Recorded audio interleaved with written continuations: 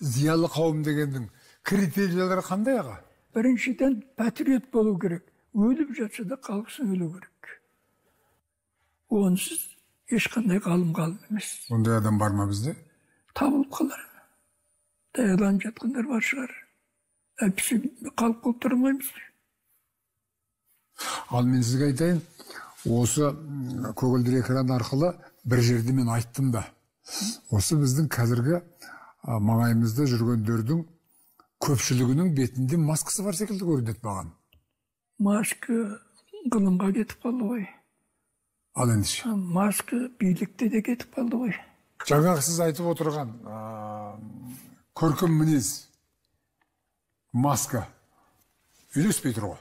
Көркем мінез деген сөз Абай қойып отырған толық адам ілімі неден шықты? Иә.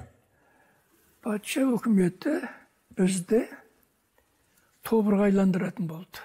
Сайлау арқылы Ресей бізді бұзды. Сайлау деген 12 ауылдан тұрады. 12 ауыл 12 ұрудан тұрады. Оның ішінде 40-50 басы болады.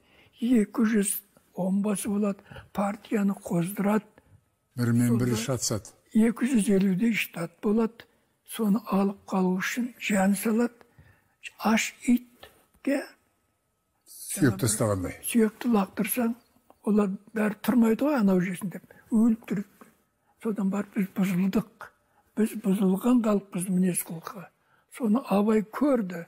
Соны енді жөндеудің жолын іздедік. Абай өзінің қарсылығын, танымын өзінің өнері арқылы берді.